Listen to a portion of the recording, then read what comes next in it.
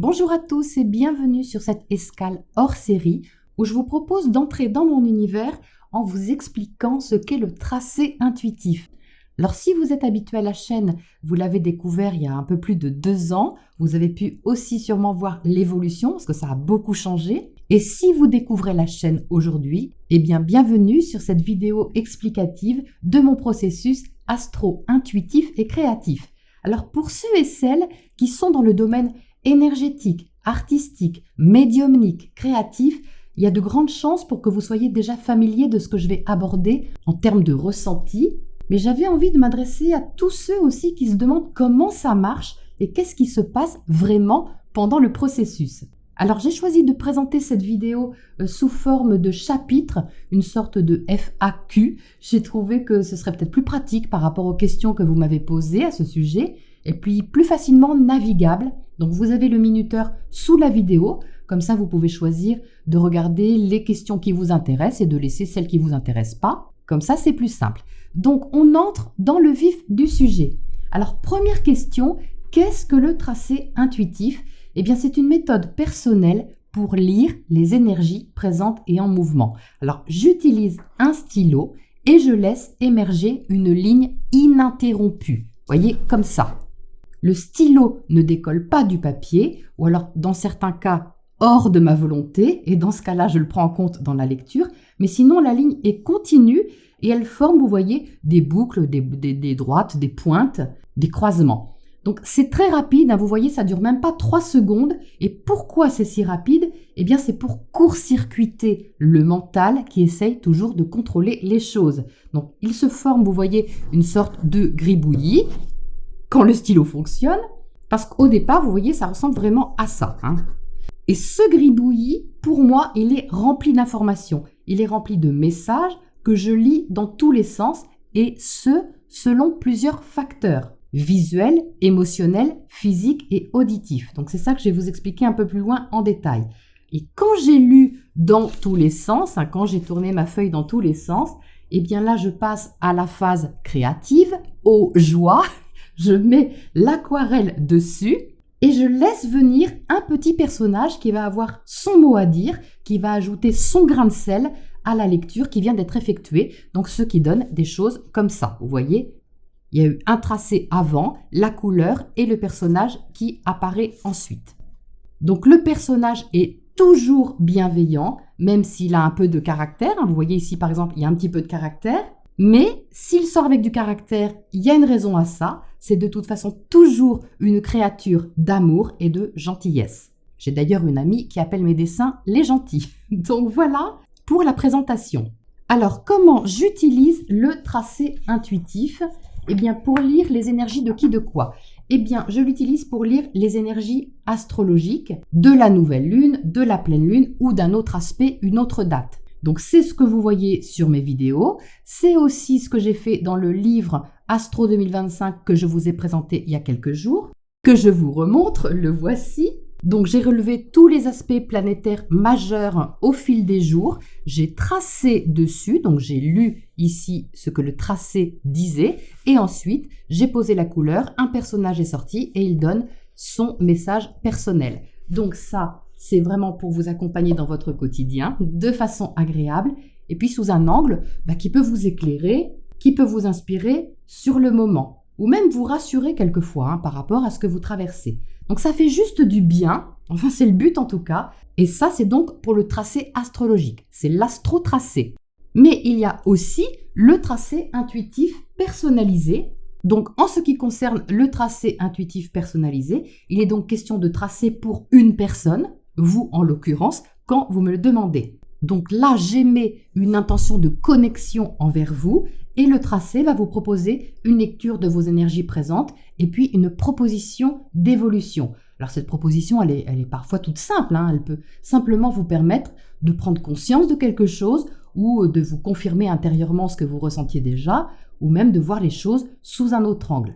Et ça permet d'accéder à un mieux-être, de recontacter votre sérénité intérieure, votre pouvoir de créer votre vie ou même d'activer quelque chose. Alors le tracé personnalisé ne donne pas de réponse. Il vous donne des pistes, des ouvertures. Il peut soulever un questionnement qui était peut-être inconscient et qui vous invite à. C'est une invitation. Donc c'est le même procédé, je lis dans tous les sens. Donc là, je vous montre avec celui-là par exemple. Il n'y a pas d'intention, mais c'est pour vous montrer. Je le lis dans tous les sens. Donc en général, vous avez une page entière de messages parce que je procède par écrit. Et puis vous avez ensuite votre personnage ami qui apparaît à la fin pour son petit grain de sel. Et puis bien sûr, je vous l'envoie, c'est à vous, c'est unique et personne n'aura jamais le même que vous. Jamais.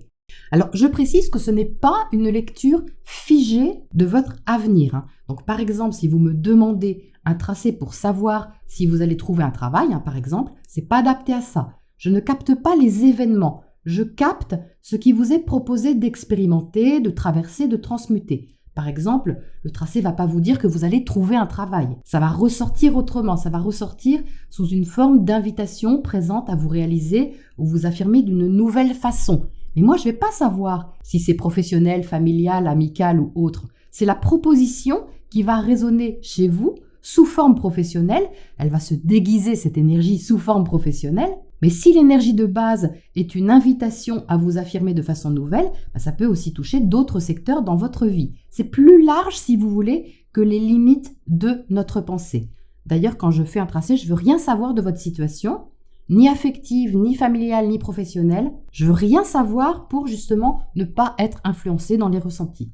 J'ai confiance que les messages qui sortent ou qui vont sortir vont résonner d'une façon ou d'une autre. Et puis si ça ne résonne pas sur le moment, ça peut faire sens quelques jours plus tard. Donc si vous souhaitez avoir des précisions ou une lecture plus analytique, dans ce cas, il est préférable de prendre une guidance astrologique.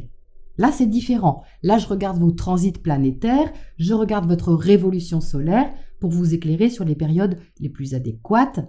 On fait un tirage tarot pour compléter. Mais pour le tracé, c'est très différent. C'est un cadeau surprise que vous vous offrez. C'est un présent. Alors, ça sert à quoi? Ça, c'est souvent une question qu'on me pose et je pense que ceux et celles d'entre vous qui ont expérimenté le tracé en parleraient peut-être mieux que moi. D'ailleurs, je vous invite à poster votre commentaire ou votre expérience en dessous de la vidéo, vous qui avez déjà commandé un tracé. Si vous souhaitez partager, ça peut être vraiment intéressant d'enrichir la communauté de cette chaîne. Merci beaucoup si vous faites ça. Alors, je dirais que ça sert à se faire du bien. Selon les situations, ça peut vraiment se révéler éclairant, encourageant, déculpabilisant, rassurant, boostant et même émouvant quelquefois. Il n'y a aucun jugement dans les messages, évidemment. Il n'y a aucune directive autoritaire, faut faire ci, faut faire ça. Alors là, surtout pas. C'est très doux et puis ça permet une connexion ou une reconnexion très intime avec vous-même. C'est très intime un tracé. Ça s'adresse à votre âme, ça s'adresse à votre cœur, parce que c'est aussi dans mon cœur que ça se passe. Alors, en ce qui concerne la lecture à proprement parler, je vous ai dit un petit peu avant que ça faisait intervenir plusieurs facteurs, visuels, émotionnels, physiques, auditifs. Donc en fait, quand le tracé est effectué, là vous voyez comme là, j'ai souvent en premier, dans 99% des cas, un visuel. J'ai un personnage, alors pas sous une forme humaine avec une tête, des bras, des jambes, pas une silhouette précise si vous voulez. Mais j'ai l'énergie d'un personnage, avec une position, une attitude, une situation. J'ai une scène. Par exemple, ici, je vois un personnage sur un bateau. J'ai l'énergie d'un personnage sur un bateau. Alors, vous verrez peut-être autre chose, ou ça vous fera penser à autre chose. Mais moi, je vois ça. Mais je ne m'arrête pas là, parce que ça peut être un piège d'interpréter ce que symbolise un personnage sur un bateau. D'ailleurs, au passage, sachez que l'interprétation, c'est le pire ennemi de la réceptivité, de la médiumnité et de l'intuition. C'est vraiment un piège, parce que le mental veut tout contrôler, il va analyser la scène. Ok, donc un personnage sur un bateau, ça veut dire voyage, hop, et puis il va tricoter son histoire à partir de là. Donc ça, pour moi, c'est un piège.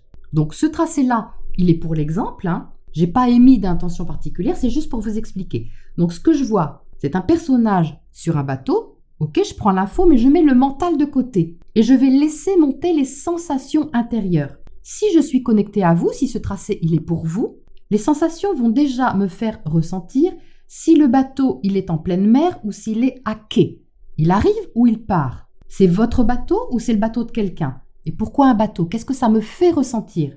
Parce que si je regarde avec mes yeux d'humaine, c'est impossible de voir s'il se prépare à partir, ce bateau, s'il est en train de rentrer ou s'il est au milieu de l'océan. Les trois sont possibles si je regarde avec mes yeux d'humaine. Mais si je descends dans mon ressenti, je vais avoir l'info. Et à partir de là, qu'est-ce que j'ai d'autre? Est-ce que j'ai une sensation agréable ou inconfortable? Est-ce que j'ai une sensation de plaisir, d'excitation ou au contraire de devoir, de fatigue ou d'hésitation? Donc tout ça, je prends en compte émotionnellement. Est-ce que c'est léger ou est-ce que c'est pesant? Est-ce que c'est voulu, choisi, subi?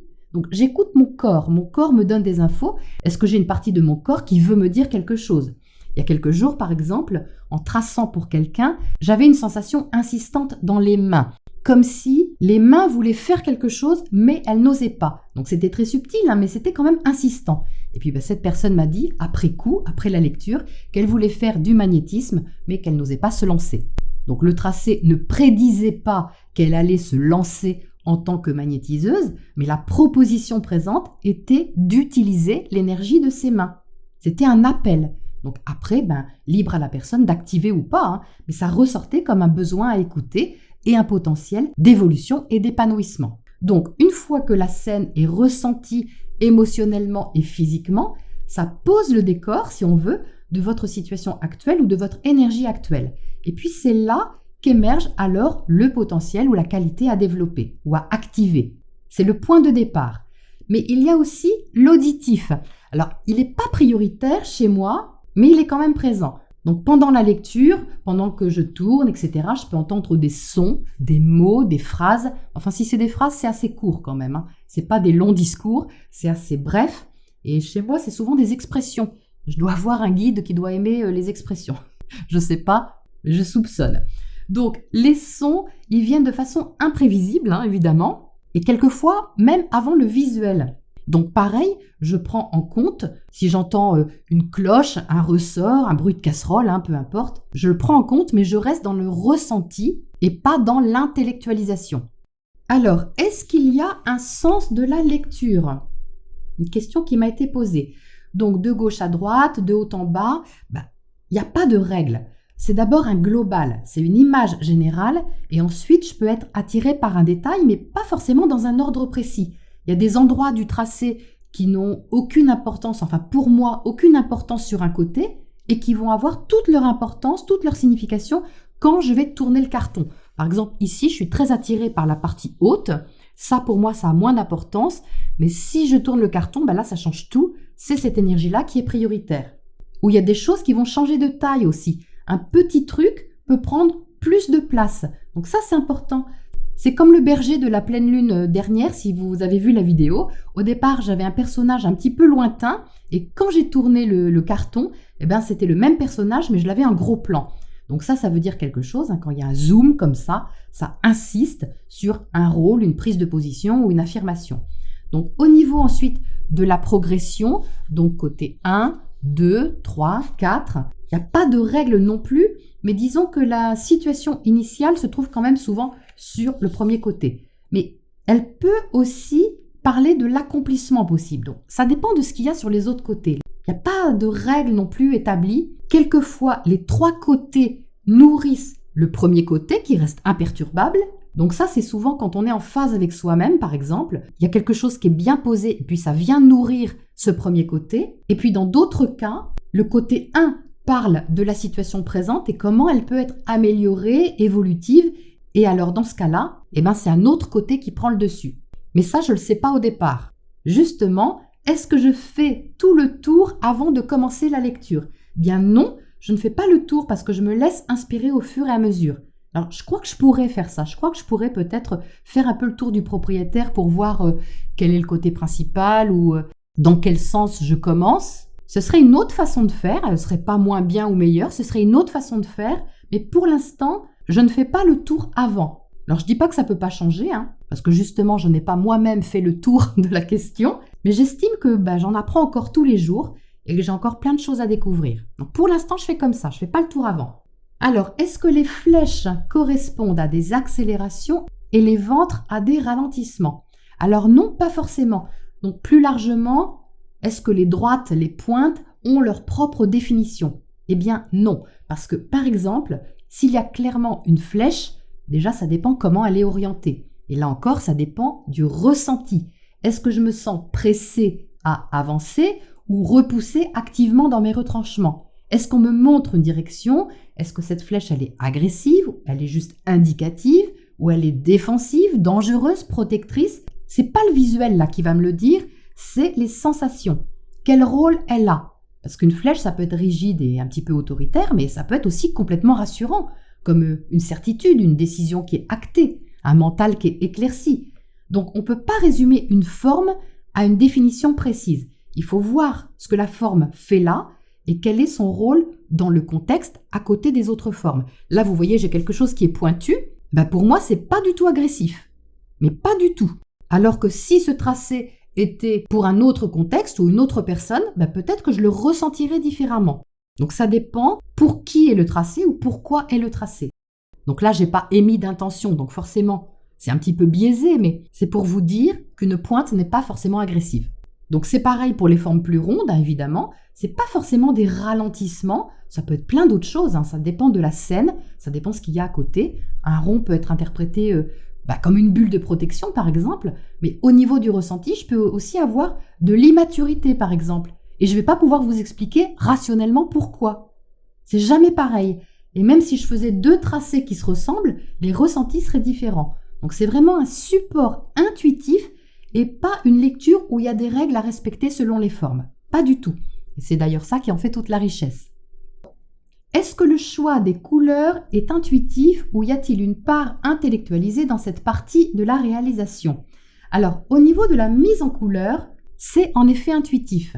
Si je fais un tracé pour la pleine lune, vous voyez ici j'ai des tracés de pleine lune qui ont été effectués, et si la pleine lune que je viens de lire par tracé, elle est assez tonique, avec une proposition d'action, une énergie de feu, c'est très bien. Mais si à la mise en couleur, j'intellectualise, je vais décider de mettre des couleurs chaudes, du rouge, de l'orange, qui va correspondre à ce que je viens de dire.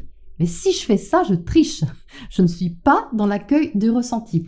Parce que le tracé va me dire quelle couleur il veut. C'est lui qui me le fait ressentir et ça peut être l'inverse de l'énergie dont j'ai parlé. Donc si j'ai fait une guidance qui est par exemple pleine de feu et puis que le tracé me dit « Ah oui, mais moi je veux du rose pastel » et puis à cet endroit, je pars là-dessus, sur une indication intérieure, tout en laissant l'aquarelle faire ce qu'elle veut, parce que c'est de l'eau quand même, donc c'est mouvant, et puis elle va former des taches, des interactions avec les autres couleurs qui sont posées au fur et à mesure.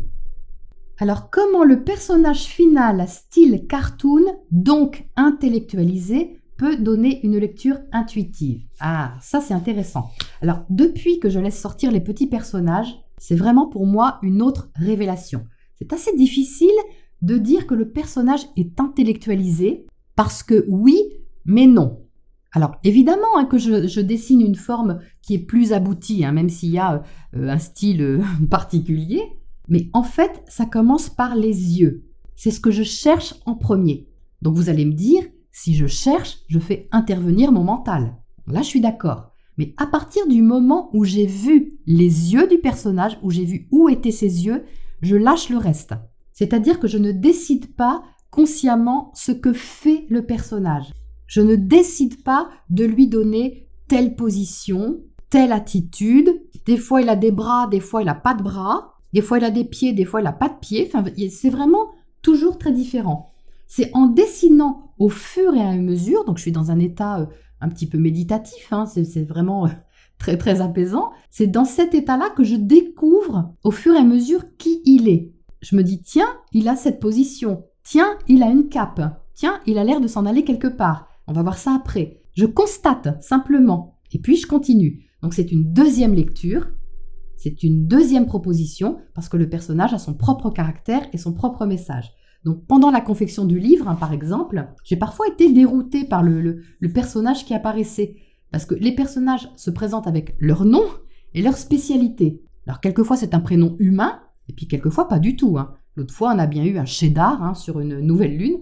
Donc, quand ils me disent, les personnages, je m'appelle comme ça, je suis spécialiste de ça, ou la qualité que j'incarne et que je vous invite à contacter, c'est celle-là, des fois, je vois pas le rapport avec ce que je viens de dire avant. Donc soit ça correspond, ça confirme ce que je viens de lire intuitivement, et puis c'est une insistance, donc ça a de l'importance, soit le message du personnage n'a apparemment rien à voir, mais si je lâche le contrôle et le mental, en fait, ça a du sens au final. Parce qu'il y a alors une nuance, ou alors il vient modérer un petit peu, ou il vient nous inviter à prendre en compte autre chose au passage pour équilibrer. C'est là que c'est intuitif, c'est dans l'accueil inconditionnel de ce qui se propose. D'ailleurs, j'aime dire que le personnage s'invite, en me montrant d'abord où sont ses yeux.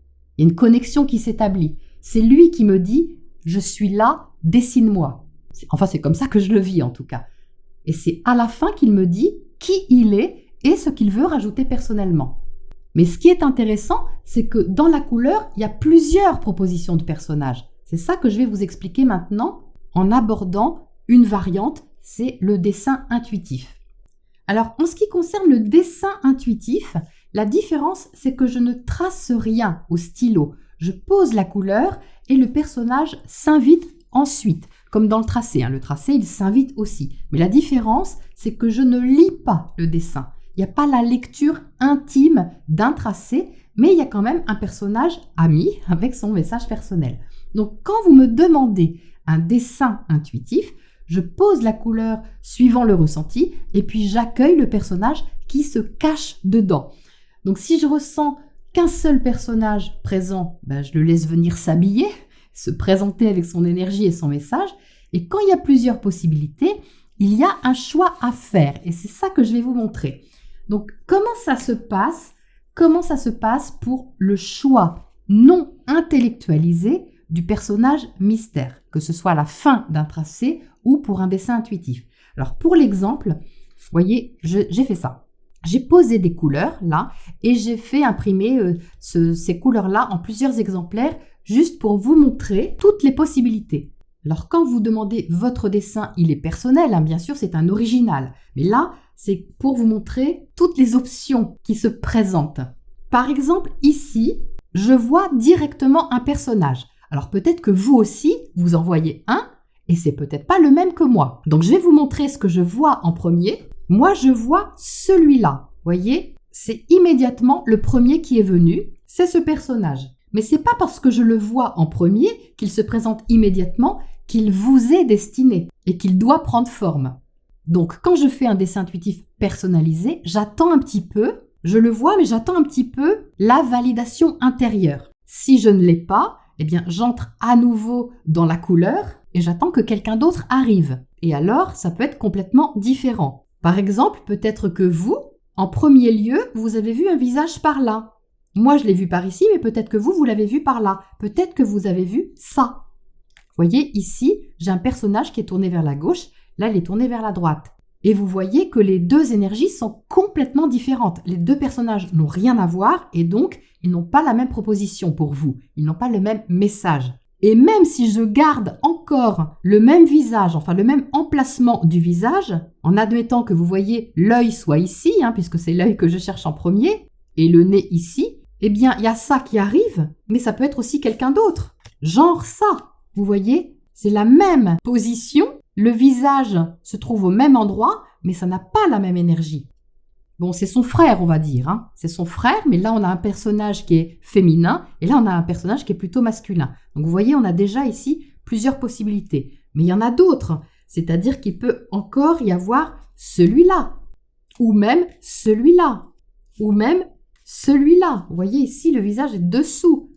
On voit ici qu'au départ, les yeux sont là, vous voyez, avec le nez, les yeux sont là, des yeux qui sont rieurs. Il apparaît ici de façon terminée. Ou il peut y avoir celui-là. Donc, vous voyez qu'à partir d'un seul motif, il y a plusieurs déclinaisons qui sont différentes. Il y a ici 6 ou 7 ou 8, je ne sais plus. Voilà. Il y a 3, 4, 5, 6, 7 possibilités qui sont tous différents et qui ont tous des messages différents, des histoires différentes et des choses à proposer qui sont différentes. Donc, si parmi toutes ces options intérieures, là, elles sont manifestées, elles sont concrétisées, mais quand elles sont intérieures et que je le fais pour vous, si je ne ressens pas de validation particulière, je vais tourner le carton. Donc là, je ramasse cela, je le mets de l'autre côté et là, j'ai d'autres propositions. Et donc, c'est reparti pour un tour. Moi, ici, de ce côté-là, j'en vois un immédiatement qui est celui-ci, mais il peut aussi y avoir celui-là qui n'a rien à voir, et il peut y avoir celui-là qui n'a rien à voir, ou celui-là qui n'a rien à voir. Donc les énergies sont complètement différentes.